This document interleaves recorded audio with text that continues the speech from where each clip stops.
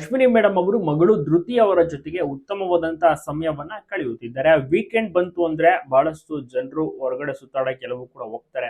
But Ashwini madam ಅವರು ಮಗಳ ಜೊತೆನೆ ಮನೆಯಲ್ಲಿ ಇರ್ತಾರೆ, ಅಡಿಗೆಗಳನ್ನ ಮಾಡ್ಕೊಡ್ತಾರೆ. ಮಗಳ ಜೊತೆಗೆ ಹೆಚ್ಚಿನ ಸಮಯ ಮತ್ತೆ ಇಬ್ಬರು ಮಕ್ಕಳು ವಂದಿತಾ ಮತ್ತೆ ಧೃತಿ ಅವರು ಇಬ್ಬರು ರಜೆ ಇರುವಂತ ಕಾರಣ ಈಗ ಆರಾಮಾಗಿ ಫ್ಯಾಮಿಲಿ ಎಲ್ಲರೂ ಕೂಡ ಒಟ್ಟಿಗೆ ಕೂತು ಮಾತನಾಡೋದು, ಒಟ್ಟಿಗೆ ಊಟ ಮಾಡೋದು, ಟೈಮ್ ಸ್ಪೆಂಡ್ ಮಾಡೋದು. ಸೊ ಈ ರೀತಿ ಮಾಡ್ತಾರೆ. ಅಣ್ಣಂದ್ರ ಜೊತೆ ಕೂಡ ಉತ್ತಮವಾದಂತಹ ಒಡನಾಟ ಇದೆ.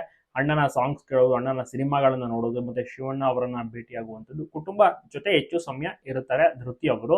ಧೃತಿ ಅವರು ಫಾರಿನ್ ಅಲ್ಲಿ ವ್ಯಾಸಂಗವನ್ನ ಮುಗಿಸ್ಕೊಂಡು ವಾಪಸ್ ಬಂದಿದ್ದಾರೆ. ಇಲ್ಲೇ ಸದ್ಯಕ್ಕೆ ತಾಯಿಯೊಟ್ಟಿಗೆ ಇರ್ತಾರೆ. ಯಾವ್ದಾದ್ರು ಫಂಕ್ಷನ್ ಇವೆಂಟ್ಸ್ ಗಳಲ್ಲಿ ಒಟ್ಟಿಗೆ ಸಹ ಭಾಗಿಯಾಗ್ತಾರೆ. ಅದು ಬಿಟ್ಟರೆ ಮನೇಲಿ ಇರ್ತಾರೆ, ಫ್ಯಾಮಿಲಿ ಒಟ್ಟಿಗೆ ಸಮಯವನ್ನ ಕಳೆಯುತ್ತಾರೆ.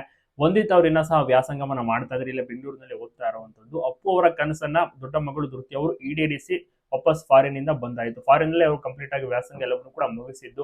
ಅಪ್ಪು ಅವರು ಹೋದಂತಹ ಟೈಮ್ ಕೂಡ ಅಷ್ಟೇ ಅಲ್ಲಿಂದ ಓಡೋಡಿ ಬರ್ತಾರೆ, ತಂದೆಯ ಮುಖವನ್ನ ನೋಡ್ತಾರೆ, ಅಂತಿಮ ದರ್ಶನದಲ್ಲಿ ಭಾಗಿಯಾಗ್ತಾರೆ. 6 ತಿಂಗಳಿಗೊಮ್ಮೆ ವರ್ಷಕ್ಕೊಮ್ಮೆ ಅಂತ ಬರ್ತಾ ಇದ್ರು. ಸೊ ಈಗ ವ್ಯಾಸಂಗ ಮುಗಿಸ್ಕೊಂಡಾಗಿದೆ, ಎಲ್ಲ ಫಂಕ್ಷನ್ಗಳು ಕೂಡ ಮುಗಿದಿದೆ. ಸೊ ಲಾಸ್ಟ್ ಏನೋ ಎಕ್ಸಾಮ್ ಎಲ್ಲ ಮುಗಿದ್ಮೇಲೆ ಕಾನ್ವೊಕೇಶನ್ಗೂ ಕೂಡ ಅಶ್ವಿನಿ ಮೇಡಮ್ ಅವರು ಫಾರಿನ್ಗೆ ಹೋಗಿರ್ತಾರೆ. ಮಗಳ ಒಂದು ಏನು ಕಾಲೇಜ್ ಇವೆಂಟ್ ಫಂಕ್ಷನ್ ಅಲ್ಲೂ ಸಹ ಭಾಗಿಯಾಗಿರ್ತಾರೆ. ಒಟ್ಟಾರೆ ಒಂದು ಅದ್ಭುತ ಸಮಯ, ಅದ್ಭುತ ಕುಟುಂಬ.